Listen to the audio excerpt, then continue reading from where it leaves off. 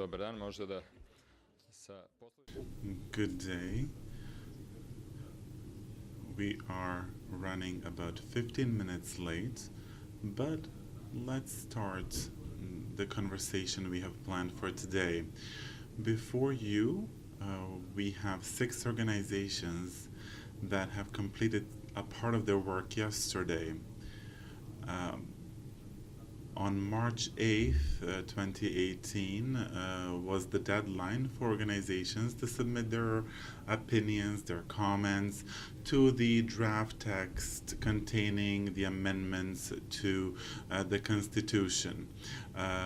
All the organizations sitting here have submitted their comments. Many other organizations have supported us in speaking openly about the quality of the amendments, to speak about the quality of the process.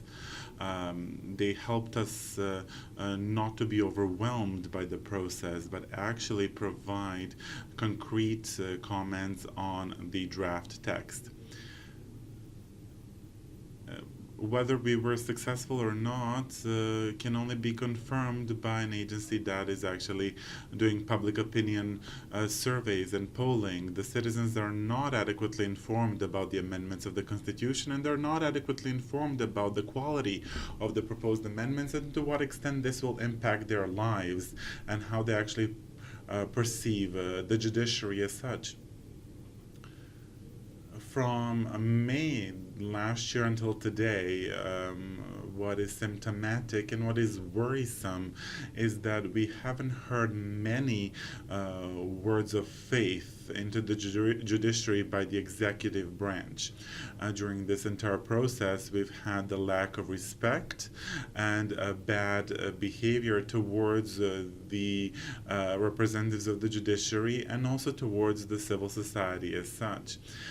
We here speak about procedures as well. Now I will read a part of this open letter that we've sent to the National Parliament of the Republic of Serbia, the Government of the Republic of Serbia, and the Ministry of Justice of the Government of the Republic of Serbia, as a reminder of everything that happened before.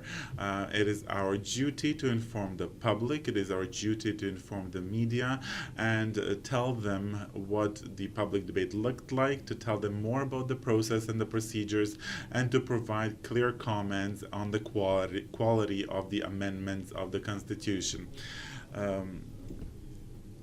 Pursuant to the process that the ministry has led, the Judges Association of Serbia, Association of Public Prosecutors and Deputy Public Prosecutors of Serbia, Judicial Research Center CEPRIS, Association of Judicial and Prosecutorial Assistants of Serbia, Association of Judicial Associates of Serbia, Lawyers Committee for Human Rights YUCOM, and the Belgrade Centre for Human Rights have submitted this open letter. We are aware of the importance of these constitutional amendments, and that is why we decided to take part in this consultative process related to the amendment of the Constitution that began in the middle of last year. From the very beginning, the independent judiciary was not at the forefront of the debate, and the public debate was not such to ensure proper debate. There was no draft text we could actually comment on. After we withdrew from the process, we managed to get the ministry to publish a draft text of the amendments for us to be able to provide our comments. What we've done before that October was to submit our own proposals, how we saw the improvement of the judiciary, independence of the judiciary, and the autonomy of the judiciary, and we were quite professional in our endeavor. I believe all these documents that remained after us will speak to this fact. The Ministry of Justice in January of this year published the amendment text of the Constitution and again invited us to participate in the process. We decided to do so. There were supposed to be 4 public debates. In Kragujevac and Novi Sad, we saw that the debate debate was related to was not properly conducted, and that is why we had to decide to withdraw from the process again, at least from this actual physical participation, and we continued participating via submitting written proposals and written contributions. Before the draft text is forwarded to the Venice Commission, we believe it's very important to mention the shortcomings of the process. The debate as such was not allowed. The Ministry of Justice has undertaken activities that were not within their constitutional mandate. These activities have had to be conducted by the government that has the mandate, as well as the national parliament.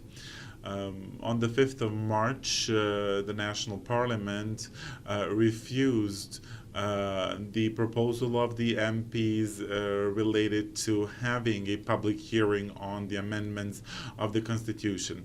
The two parliamentary committees actually voted against having a public hearing. We hope the National Parliament does take a more active part in this process in the future. One of the points is the actual lack of adherence to the action plan for Chapter 23. The National Convent also has a stance on this, and this has been confirmed in this contribution that was submitted to the MOJ, and it has also been stated in other documents why this entire process was not in accordance with the action plan and the actual procedure for constitutional amendments. The Article 43 of the Constitution provides that the proposal for the amendment of the Constitution is submitted, needs to be adopted by a two-third majority, and only after this has been approved by the National Parliament, then you can start drafting the constitutional amendments. Allow us to remind you that the Parliament has not voted on the amendments or on whether the Constitution needs to be amended. You need two-thirds of the MPs. The MOJ has started this process outside of this purview, outside of its mandate, and the Ministry of Justice cannot be the one proposing amendments to the Constitution. It has to be the National Parliament. The Action Plan for Chapter 23 that was adopted in April 2016 has been violated multiple times. The deadlines have been violated multiple times. The public knows of this, but also the legal analysis that was supposed to be conducted, that was conducted was not taken into consideration. This legal analysis was conducted in 2014, and that is one of the rare activities that was actually done in time and in accordance with the action plan for Chapter 23. Everything related to the constitutional amendment has not been done adhering to the action plan for Chapter 23. Our colleagues from the European delegation and European Commission know of the action plan. Thus now we don't know who the authors of the draft constitutional amendment text are. We've asked this question numerous times to the MOJ, but we've never received actual answers. Taking into consideration that two formal preconditions have not been fulfilled, as stated in the Action Plan 23, submitting this draft text to the Venetian Commission would be a further violation of the Action Plan, even if the Venetian Commission does agree to comment on this proposal as such. The amendments, when it comes to their content, do not fulfill any of the obligations from the Article 1.1 of the Action Plan. The judges would be the minority in the Higher Judicial Council. There would be 5 out of 11 members would be judges. Also, the State Prosecutorial Council would only contain 4 prosecutors out of 11, which is, compared to the current constitution, a considerable decline, and it's not in accordance with the action plan. The role of the national parliament would not be only the voting power or declarative power as required by the action plan. It would actually, because of the parliamentary committees, because the parliament would have to vote actually and choose the members of the councils, and they will in such a way control the various judicial councils and prosecutorial councils. I would like to remind you of the previous selections the parliament has done for independent bodies, for regulatory bodies, first and foremost, where we can see the way the parliamentary majority can politicize the regulatory bodies or independent bodies.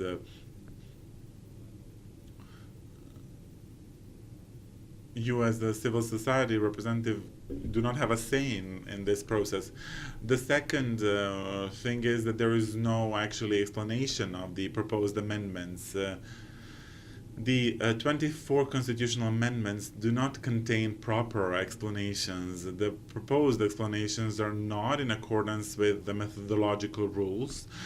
Each explanation needs to contain a proper analysis of the current state of affairs, the issues an amendment is aimed to resolve, and the answer why adopting this constitutional amendment is the best way to resolve the issues at hand. The explanations do not contain the explanations of the effects of the amendments and how these amendments will actually impact the current state of affairs. And of course, this lack of explanations prevents us from actually discussing these amendments. Certain amendments have been explained somewhat, whilst lacking other explanations. For example, the fact that the Ministry of Justice can initiate disciplinary measures and disciplinary proceedings has not been explained properly. Amendments actually refer to only one of the reports of the Venetian Commission. They do not refer to the position of the Venetian Commission. The Venetian Commission has taken a stance on a numerous number of constitutions in the previous period. Venetian Commission has provided its opinion, but what we see in this proposal is that you take opinions from Venetian Commission and pick and choose parts of it in order to justify your proposal. You pick and choose whatever suits the Ministry of Justice. By excluding the expert public has also been the case when it comes to these constitutional amendments. I'm sorry for taking a bit more time than intended, but this is of interest for everyone. The expert or professional associations of prosecutors, judges, and other judicial associates have submitted their own opinions and their amendments to the constitutional provisions. These proposals are completely different to what the MOJ has proposed. The MOJ has not stated at all why they did not take into consideration and into why they did not accept these particular amendments that were provided by the civil society, the action plan for Chapter 23 speaks about a crucial key debate, a real debate about the constitutional amendments, and this has not been the case thus far. This draft amendments by the MOJ cannot be supported by any of the judicial and prosecutorial associations. Numerous other institutions have not been invited to participate in the process by the MOJ. All the courts thus far, High Cassation Court, other courts of different instances in the country have had issues with the MOJ's amendments. There is a unified opinion of everyone from the judiciary, and they claim that these amendments are not adequate. At a public hearing organized by the Judges Association of Serbia and the Association of Public Prosecutors and Deputy Public Prosecutors of Serbia, the Ministry of Justice Justice tried to diminish this common opinion of everyone from the judiciary, and that is why we've decided to write an open letter. In the document you have before you, we speak about the doubtful outcome of the proceedings before the Venetian Commission. We should not focus on the Venetian Commission as such. We should focus rather on the quality of the amendments. We should focus on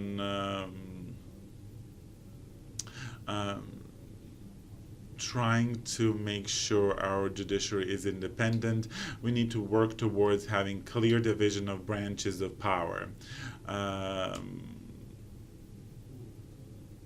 Now, Omer Hadžimerović from the Judges Association of Serbia will continue speaking where I've left off. We are really open for all questions. We're glad to have cameras here today.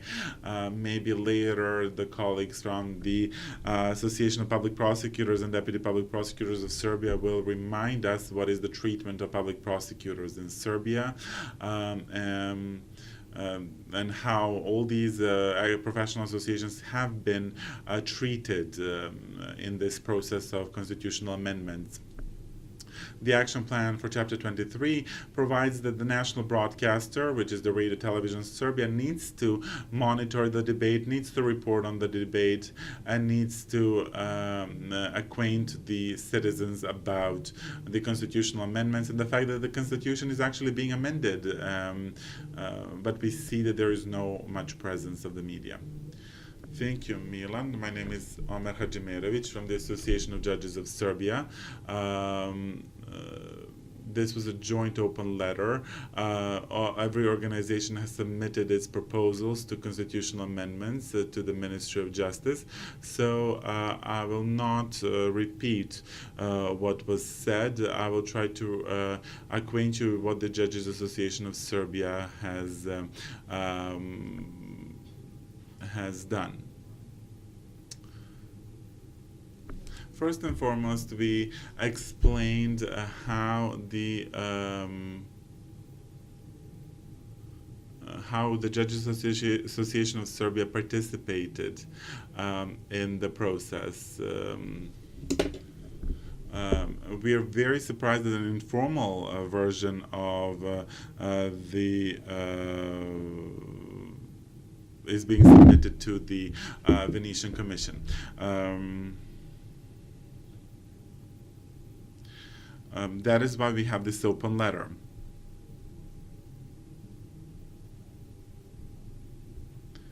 The Ministry of Justice has asked the civil society organizations and professional organizations to submit their opinion on the amendments. We were not sure what the MOJ asked from us because the MOJ has not provided their guidelines, did not provide the direction in which the constitutional amendment should go in, and we had to rely on the action plan for Chapter 23 on national strategy for the reform of the judiciary.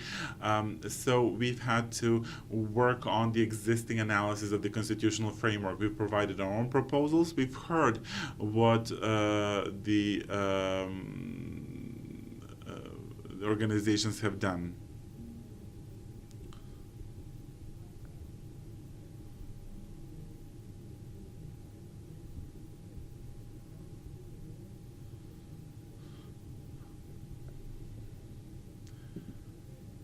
When the draft text appeared,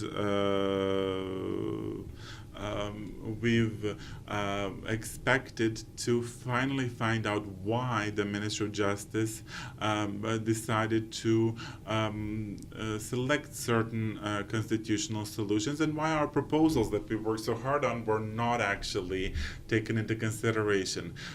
We are not sure why the Ministry decided to choose these particular solutions, and we were not clear why they refused our proposals. Milan explained how the process was conducted. That is why we decided not to participate in the last two roundtable discussions, because we didn't see any sense in participating. We could only repeat what we have been saying. we wanted to have a proper debate, but there was no proper debate. The Ministry of Justice said that they will only take into consideration written proposals. So this public debate was only like a therapeutic session, so to say, so just to chat it out. The Judges Association of Serbia had believed that the way we are reacting was the way how we've displayed our opinion. The Judges Association of Serbia and the Association of Public Prosecutors and Deputy Public Prosecutors of Serbia have organized a public debate. That was our contribution to the overall public debate, and we've also submitted our comments. With regards to the amendments as such, as Milan said, they do not fulfill any of the three conditions that are in the action plan for Chapter 23. The point of the action plan was to reduce the impact of the national parliament and other two branches of government. However, the national parliament would still have impact because they would choose the members of the Higher Judicial Council. This is a part of our comments. Also, the impact of the legislative and executive branch would still remain. And the ruling majority in the parliament and the judicial academy would get to decide on the composition of various judicial councils, taking into consideration the way in which the Higher Judicial Council members would be chosen, the 5 of them. These amendments as well reduce the existing guarantees of independence of the judiciary. We're not sure why the provision which says that every form of political influence exertion on judges has been erased. Why the Ministry of Justice can initiate disciplinary proceedings that will be further conducted by the Higher Judicial Council, where the majority will be held by the parliamentary majority. So the judge can be moved from one place to another whenever the reorganization of the judicial system happens. So there are quite vast possibilities of misuse, and they've used quite unclear terminology. Each constitution needs to provide a framework for the judiciary. The constitution needs to prescribe things in the judiciary that should happen, such as establishing a high judicial council composed of these and these members. What is a shortcoming of these amendments is that they do not define what cannot happen, cannot ever happen. They do not establish only a framework. They only establish one part of the frame of that framework. If you can say that you have 5 of these members, 5 of these members, you need to say what cannot happen. Of course, the Minister of Justice or the MP cannot be a member of the Higher Judicial Council. So you have to state who cannot be a part of the Higher Judicial Council. The Constitution as such is technically very badly drafted, Milan mentioned as well. There are no explanations to the amendments. If you only write that because the Venetian Commission said this and this is accordance with the standards when it comes to the Montenegrin constitution, then our government proposed because this is so in Montenegro. And this is not an explanation. Because it's suitable for Montenegro, it might not be suitable for Serbia. So there are numerous explanations, ambiguous explanations, such as this one, and imprecise explanations. They speak about the free judicial conviction and the and the will of the judges. You again introduce a lawyer who is a very prominent lawyer. Who is a prominent lawyer will need to be defined by the national parliament, will need to be defined by the politicians, and of course there is political conviction thrown into the mesh here. What is also a shortcoming is that these amendments are not in accordance with the constitutional law. You all remember the constitutional law from 2006 that was later on introduced the re-election of judges. As Milan stated, and other people coming from the judiciary, from this profession, not only non-governmental organizations, but the highest of judicial functions, believe this draft text should be withdrawn. We stand behind our proposals that we've already submitted, and we remain and we continue to stand behind all this. We told you what we would like to see, and you did not take it into consideration. We propose these amendments, and the draft text should be withdrawn and should allow a longer period for the public debate to actually draft a new draft text, because it would be embarrassing to submit such a text. It would be an embarrassment to submit such a text to an institution such as the Venetian Commission. Another comment pertaining to our proposals, our proposals are different when it comes to the Higher Judicial Council, who should be a member, who should be a president. I'm not going to tire you with this. You can get acquainted with our proposal on our website. That will be in brief related to what the Judges Association of Serbia submitted to the Ministry of Justice. I believe the citizens do deserve this very in-depth explanation. Why are we apologizing for actually taking too much time? Our citizens deserve to know. Also, we're not sure what other laws and constitutional laws will be adopted with this law, with the Constitution. We have Lydia from the Association of Public Prosecutors and Deputy Public Prosecutors of Serbia. We've Belgrade Centre for Human Rights, YUCOM, and the association sent a joint opinion related to the prosecutorial functions and the improvement of their position. If you can provide us with an overview. It doesn't have to be brief. Let's be as thorough as possible and explain as thoroughly as possible, and as aggressive as possible in this. Good day, everyone. I believe that I will try to limit myself with the name of presenting certain messages in a way that are acceptable and understandable, not because people don't understand or do not comprehend, is because the amendment of the highest of laws requires a professional, expert-based debate. And I believe the public is not very interested in this debate. When we've agreed to actually have this conference after on October 11th, we had a similar conference at the Media Center. We've actually, on October last year, foresaw everything that we're talking about here today.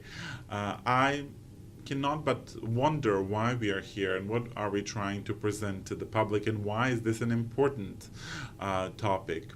Everything that Omer and Milan have mentioned and what has transpired in the previous months should actually be a sensation, should be an event in itself. What needs to come out of this process is the highest level legal act in the country. The way we're discussing this amendment should be a sensation. The amendment of the highest legal act is something that is sensational, something that does deserve media attention, and it is quite worrisome to see that the public is not interested. I will try to depict or paint to you what the position of prosecutors will be in the future, in order to show to the laymen and women what the amendments will result in, and what actually has happened with our comments, and what is preventing the prosecutorial branch to be better and to move forward. Of course, the citizens are dissatisfied with the work of the prosecutors. We are aware and we are self-critical enough.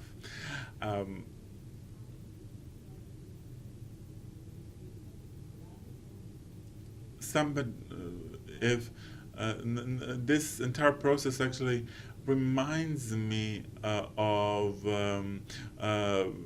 somebody continuously submitting of this entire process in submitting these amendments. This we've participated in this process. We had to leave the process, and we are actually a party in this proceedings that continuously submits their complaints, their comments. Nobody wants to respond to, and if they respond, they do not actually understand the essence of these complaints and these comments.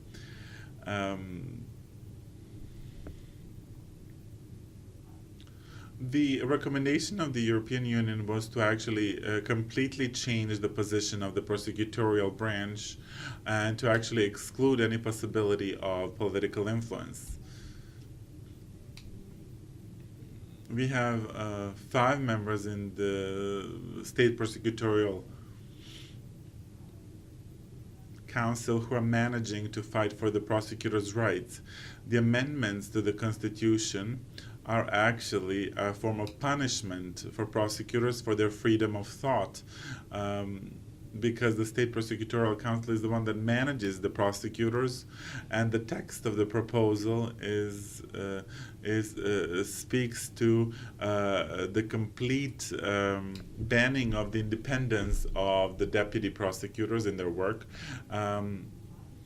Our proposal was to introduce a functional independence in the work of the prosecutors. You have a situation where the comments of the profession was revolutionary, but you received a proposal by the MOJ where the independence of institution is completely diminished. What does this mean? Somebody submits a criminal proceeding against my colleague. I will think that there is no possibility to actually pursue this charges, but there are certain interests that believe that I should do it, and I have no other mechanism to actually decide against this decision, because the system is such that you'll have the highest prosecutor who will be elected by the State Prosecutorial Council, where prosecutors will be in a minority, and where the representatives of the executive branch of power will manage to exert their pressure. And that is why we've actually decided to organize this press conference, not to actually burden you with all this terminology, but for you to understand what is actually happening. And what kind of arguments are being thrown around. The current standards in the draft texts have not been met.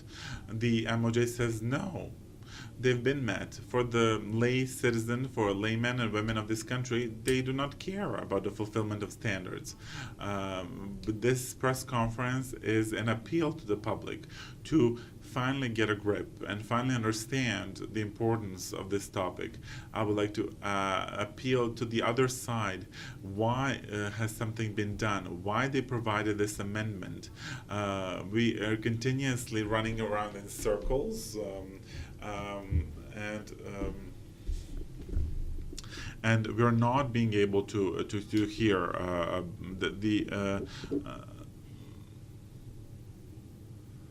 the Minister of Justice said that there is no possibility to withdraw the amendments. Well, and we're not going to talk about it, she said. We are going to talk about it, and that is our name of our press conference here today, because the procedure has not been fulfilled, has not been adhered to, and we're not going to send this document to the Venetian Commission. We've provided our comments and amendments with certain criteria. The MOJ provided criteria which do not actually meet any amendments which do not actually meet any standards.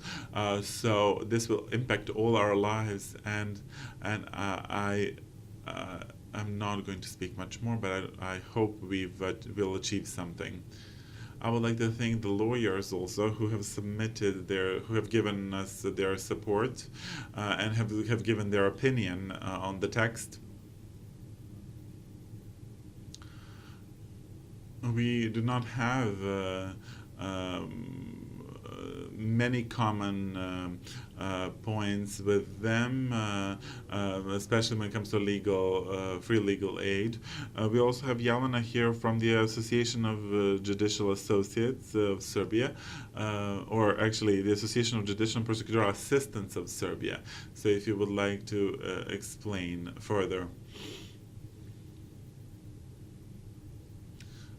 And how these amendments that the MOJ proposed will impact the judiciary.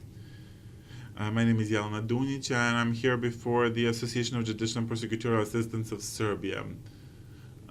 We would like to pinpoint certain key provisions. The draft constitution provides that in first instance courts you can only have a judicial assistant who has actually undergone a special training. A special training is not very clear and is not known. This condition was not present previously. Of course, the judicial assistant needs to be competent, need to have passed the bar exam, and need to continuously attend trainings. But this special training is something additional. We're also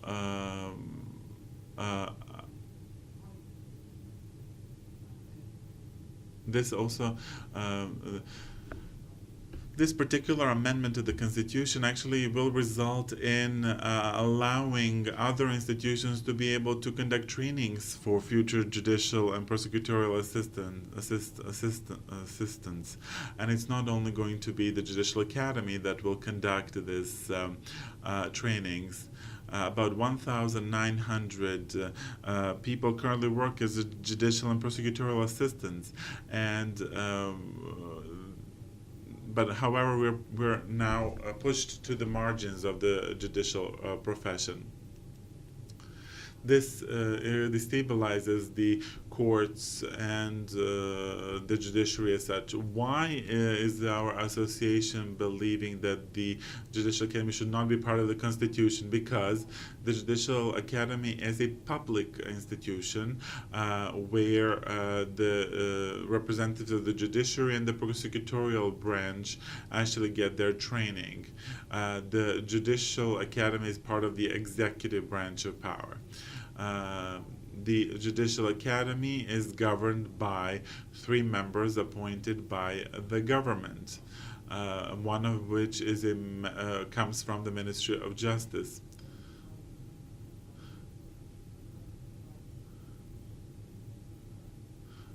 The director of the Ministry of Justice is also appointed by the executive committee or council of the Judicial Academy. Taking into consideration all the aforementioned, it is unclear why these facts are not taken into consideration and why this Judicial Academy will have to be part of the Constitution, because other institutions have not, and organizations have not given their positive opinion of this. First and foremost, I believe when I say nobody has given a positive opinion of introducing the Judicial Academy, I believe first and foremost of the working group that in 2014, when the current constitution was analyzed, gave their negative opinion. The most eminent professors of constitutional law also gave an opinion that the Judicial Academy should not be part of the Constitution. The Association of Judicial and Prosecutorial Assistant believes that the proposed amendments should be withdrawn and we should start drafting a completely new text and also adhere to the constitutional amendment proceedings. Thank you. This is also a continuation of the part where we actually spoke about the expectations of your profession and the legitimate expectations principle. this should also be pinpointed and highlighted. We've highlighted this in a separate document. We believe the ministry will have enough time to read through our comments and read through our letters and take into consideration what we've stated. We hope a working group will be established to work on the amendments. Here we have Dusan Pokushevsky from the Belgrade Centre for Human Rights. What we haven't spoken about is the role of the Constitutional Court in this constellation as such, to what extent things change here, and unfortunately we also did not have a clear clear opinion of the Constitutional Court in this process as such. This is a segment of our society that should provide their opinion. Everyone has provided their opinion. The judges, the prosecutors, the NGOs, other members of the profession, so the Constitutional Court should do the same. Dusan, you may take the floor. Allow me to mention what Lydia has said. Lydia actually hit the target, hit the mark. The entire process of consultations was senseless. We did not speak about what we proposed, and we did not talk about the proposals of the Ministry of Justice. So there was no proper debate on the solutions that were proposed. So that was actually, besides the lack of debate on concrete examples, also what we didn't speak about was the role of the Constitutional Court in all this. The Constitutional Court does not belong to the judiciary as such, but it does have an impact. It acts upon constitutional complaints. It also confirms international treaties and makes sure that these treaties are in accordance with the Constitution. The Constitutional Court has a strong tool in its hands. When I spoke about constitutional complaints, the Constitutional Court can avoid certain judicial decisions and verdicts. Also, the Constitutional Court evaluates whether a international treaty or a convention or something is in accordance with the current constitution. These purviews, these mandates, actually lead us to analyzing how the judges in the Constitutional Court are chosen. 10 judges are elected upon proposal of the executive and judiciary branches of power. It's 5-5. So 5 judges are elected by the executive branch, 5 by the judiciary, but none of these representatives ever, none of these branches ever consult the expert public. Maybe we should analyze what the current solutions are, whether there are alternatives, whether there is a possibility to step away from this kind of exertion of influence. I'm not going to take much time. This is especially important when we speak about the way the Constitution is actually amended. How much energy you need to exert as a state to actually adopt the amendments in the parliament, get this 2/3, and also make sure that the referendum is a positive, or the outcome of the referendum is positive.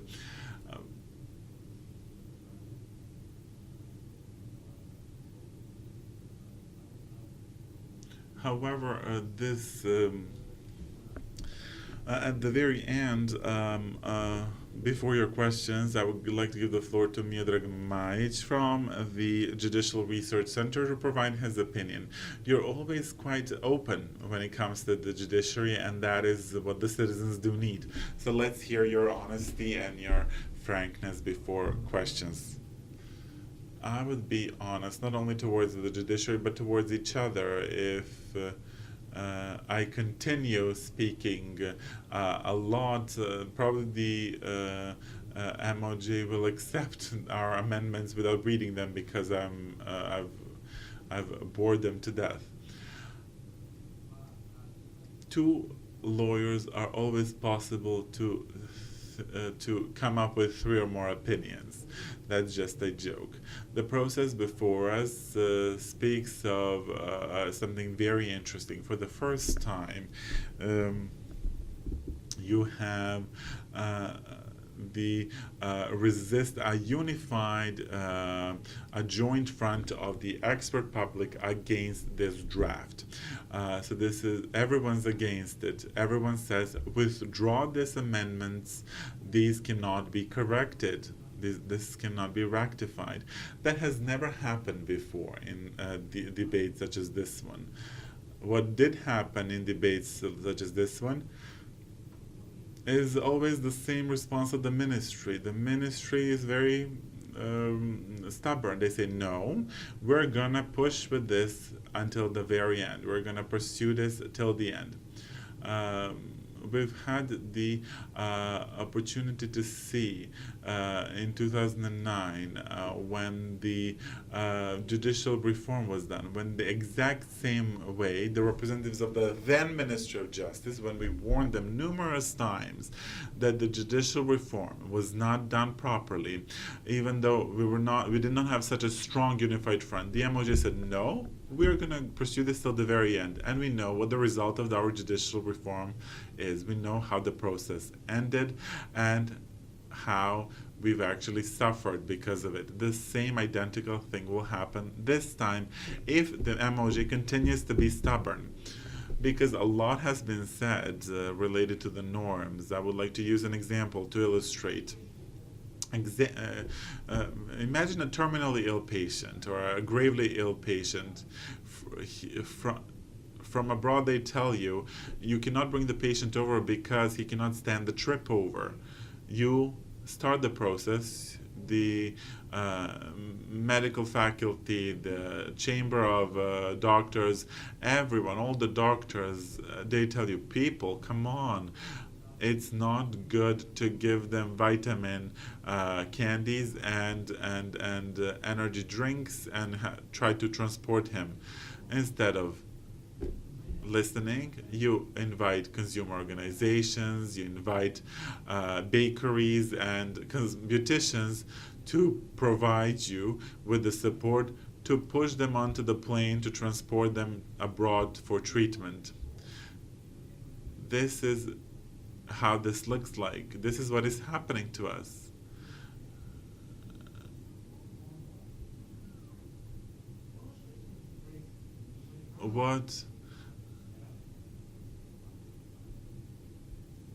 From tomorrow on, when these amendments come into force, the judges and prosecutors will be elected by prominent lawyers. We do not know what prominent lawyers are. All these academics will be part of the system.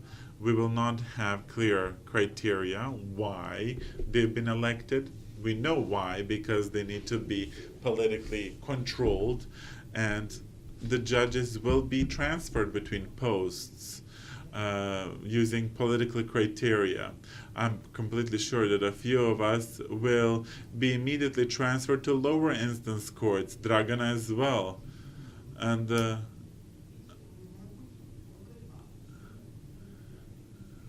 provision on private functions is such for the civil sector to be deformed, not to allow Dragana to be a president of the Judges Association of Serbia, or myself, the president of the Judicial Research Center.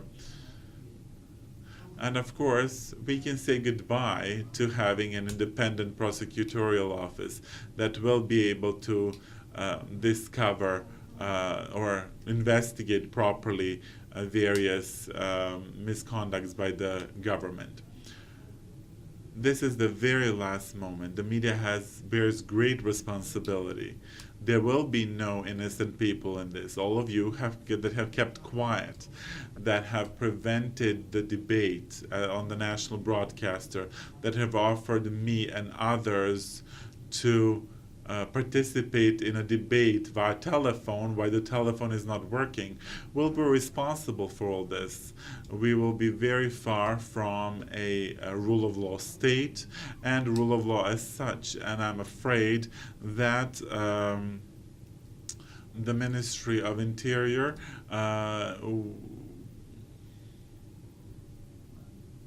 will respond to what happened in Savamala by stating that the citizens said what they think about Savamala. We are coming to, we're slowly moving towards a society where the decisions will be made via text messaging and letters, or by having just a simple majority of votes. This cannot be allowed, and everyone in their capacity needs to prevent this. Thank you. Thank you. This process of judicial reform, if we can compare 2009 to today, was a problem not for the citizens only, but also for the budget, for our budget. We're open for all your questions. If you have questions from the audience, or maybe your comments.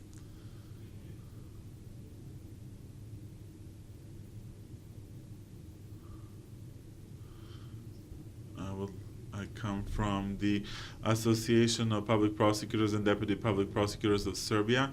I am from, I would like to comment something.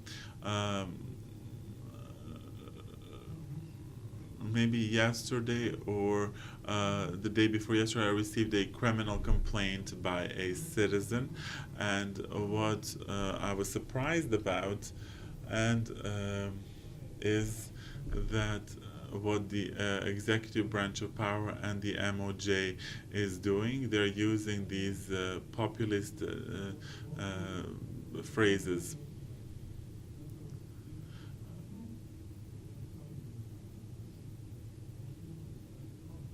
This we are in a state of group hypnosis, so to say, and we need to try to present this to our citizens, what awaits them. We need to use our resources to try to present what is actually happening. We need to use our resources to actually what is happening. Instead of moving towards functional independence of the prosecutor, we need to explain to our citizens what this means. Why is the functional independence in their interest? Of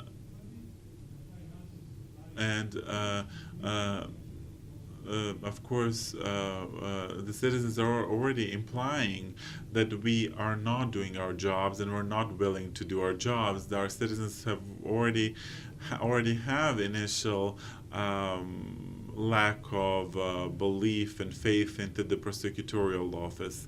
Of course, the media is demonizing us and presenting the work of the prosecutors in a negative light. That is, I wanted to share with you. This is something that's pertinent to the citizens, actually, which I can see from the criminal complaints. We see that the citizens actually do not trust us, do not believe us. The citizens are in a state of group hypnosis, and if we from the judiciary, from the prosecutorial branch, can actually do something, maybe we should radicalize our approaches. I'm afraid that there is not enough echo, there is not enough presence in the media. The mainstream channel is actually speaking against us, and we are unable to come to actually approach our citizens. I hope we'll have more events such as this one, and that we will be able to actually reach our citizens and their minds and their hearts.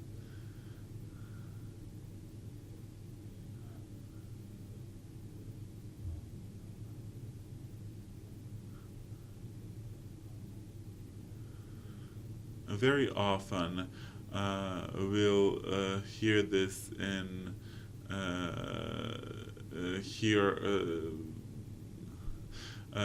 what's been used by the government lately was the word so-called, so in a negative sense. And I would like to ask the so-called judge, Dragana, to actually speak to us. I hope we will we hope to the word so-called, or the phrase so-called, is used to diminish the role of others. Thank you, colleague, for your comments. The Ministry of Justice is doing something illegally, and it is continuously diminishing their trust of the citizens in the judiciary. Of course, the citizens do not trust the judiciary, but the MOJ is continuously working against the judges and the judiciary. They are continuously saying that we evict people from apartments, that we are taking people's property away, that we take our people's children away, that we take people's freedom away. Well, that is our job in essence, but we're not villains.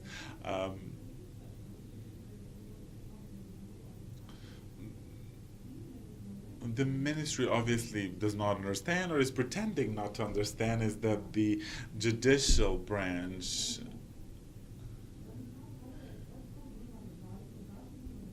is actually quite limited. The judicial branch is quite limited status-wise, because we have quite high standards and criteria that someone has to fulfill in order to actually be elected to the position of judge or prosecutor. Also content-wise, because the laws that are proposed and adopted by two other branches, and the judges are the ones that actually rule using those laws. We're not the ones inventing the laws. The laws are invented by others, adopted by others, and we're the ones using them.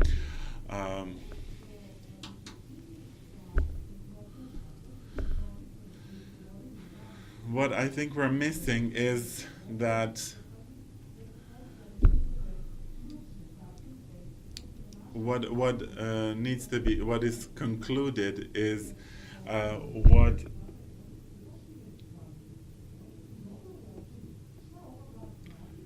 at an expert event, they've actually, our experts, our colleagues have actually discussed how all this is very contradictory. The first article of our constitution says that the Republic of Serbia is based on the rule of law, speaks about independent judiciary, etc.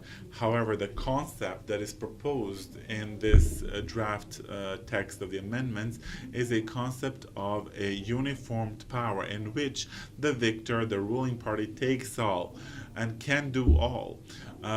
They believe that when they win, they can do anything. They can absolutely do whatever they want, whatever they please, and the independent judiciary and the rule of law is kind of extra, kind of something that they really don't need, because they can now do everything what they please.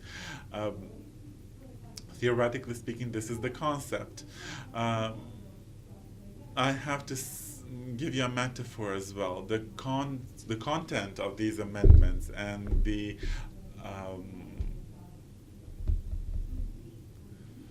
fact that everyone who is someone in this in the judiciary believes is that not only the associations here, but the highest minds, the most well-versed minds from different political inclinations, who are who's who of a judiciary, the Higher Cassation Court, the judicial institutions, the High Judicial Council, High Prosecutorial Council, the State Prosecutorial Council, everyone here in Serbia, two working groups that have worked on the analysis of the work of the Judicial Academy and the analysis of the Constitution. All of them, everyone in the country except the MOJ, says this is not good.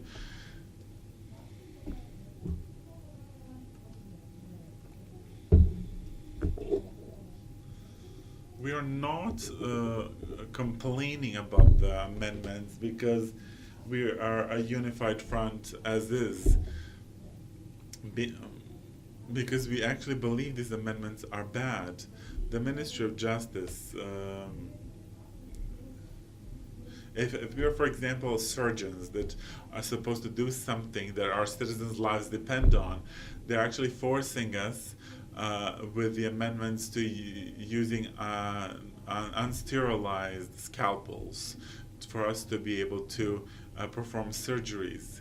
And of course, the patient will die from this, and that's what will also happen to the citizens if these amendments are actually adopted. Thank you.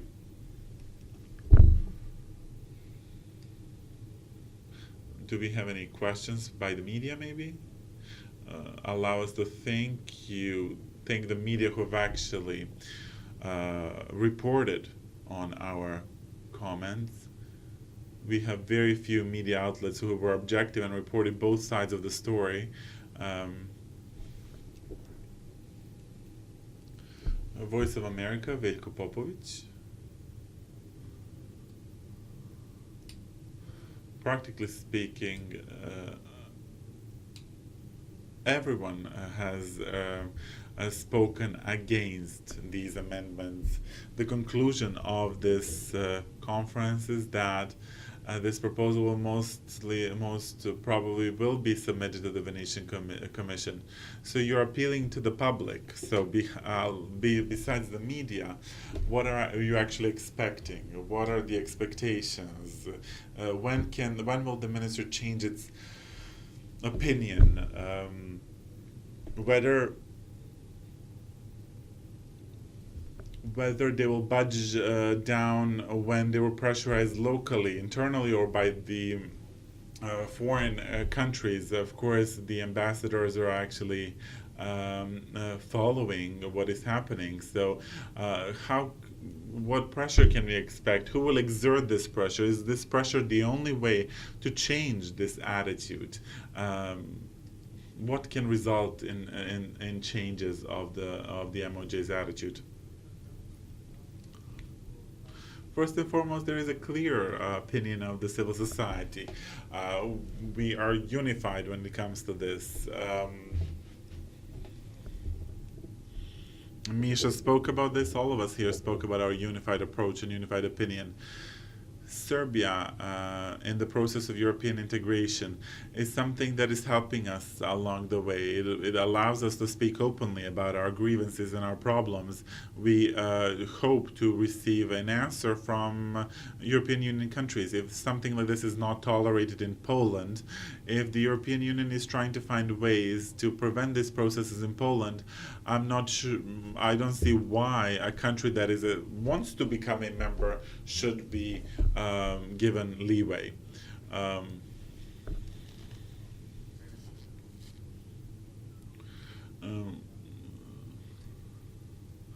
We have lots of experience, and we assume that this, of course, amendments will be forwarded to the Venetian Commission.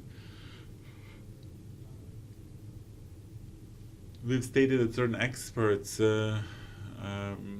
who have been mentioned here is something that is, of course, that are not suitable in the process. We're first and foremost relying on these internal powers, on the possibility to internally appeal to everyone. We expect also a clear signal by the European Union, and I think we have the support of the European Union as well.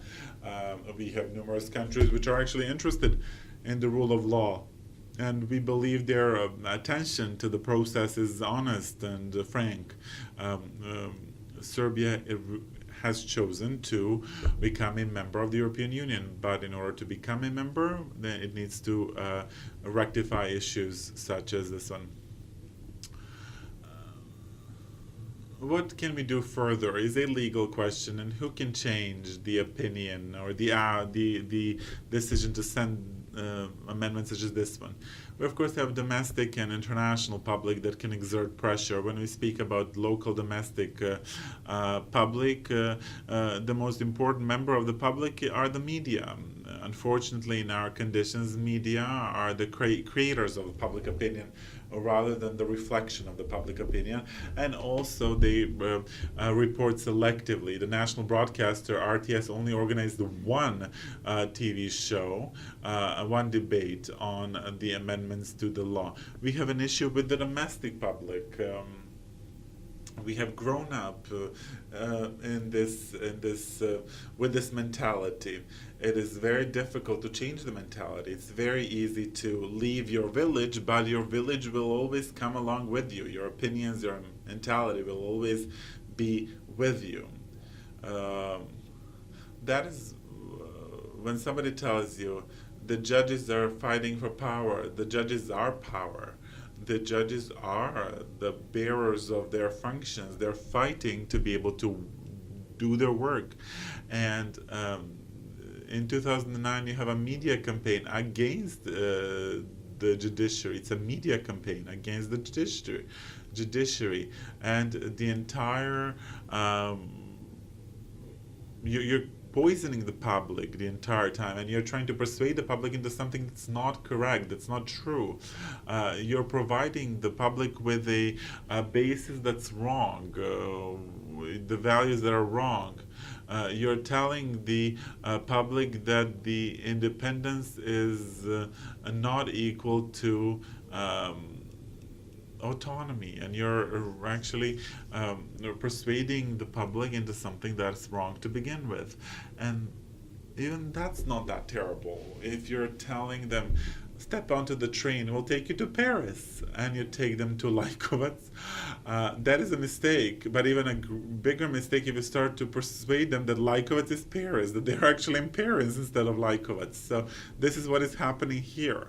The media is playing a significant role. I'm not speaking about journalists, I'm saying the media. I'm not sure who controls them, who are the owners, etc. But the media should realize finally what is the impact, what is an unlawful impact on the independence of judges in the media.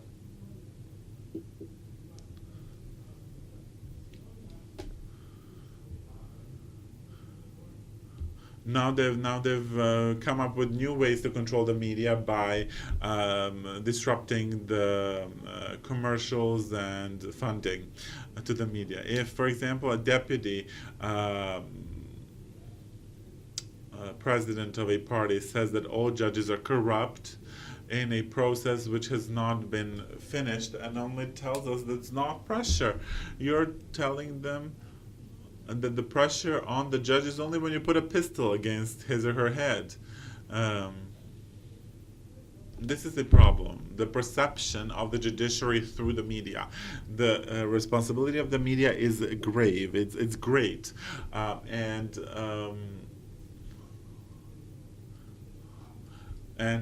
also there is a lack of media coverage, and lots of media are under pressure. I'm not sure how many media representatives we have here, 3 or more.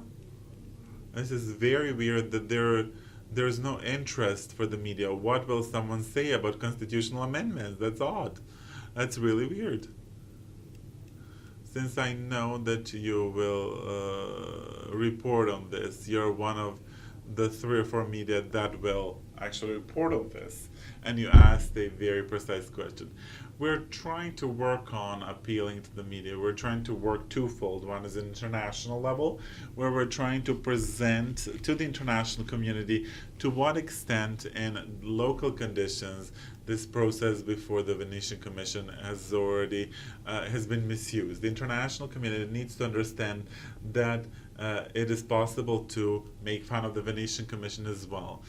From the beginning, from the Ministry of Justice, we've heard that the entire thing has already been agreed by the Venetian Commission, and that there is no need for public debate, that we're just going to chit-chat and that's it, and to just have a therapeutic session, that we've had a Venetian Commission expert who told us what we need to do, and that it will be fine because we have the same amendments in Armenia and Montenegro. This Venetian Commission will will be used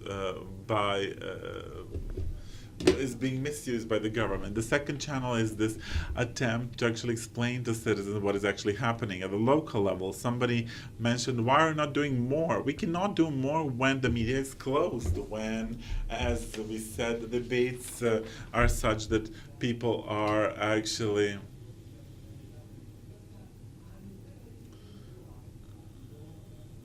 not allowed into the studio. What can happen to us, and what I'm certain of, that will happen again, is that the Venetian Commission again actually adopts this text, and again not to be allowed into the European Union, because in a few years' time they'll say, okay, we said the text was fine, it was something acceptable somewhere in Europe, and that but your reality is such, ladies and gentlemen, that you cannot enter the EU. And we've actually pinpointed that our reality is such that we cannot take a sick leg and treat it with aspirin, but we actually need to treat this amendments of the law with harshest criticisms and comments. But we were not chummy enough with people who are actually amending the law. We're not part of the ruling majority. So this might happen again, that the Venetian Commission says fine, but then again we are not allowed to enter the EU because we do not fulfill the conditions of the rule of law. We also sent a letter to the public broadcaster, RTS, requiring to actually for this debate to be followed and monitored, and we hope for their support.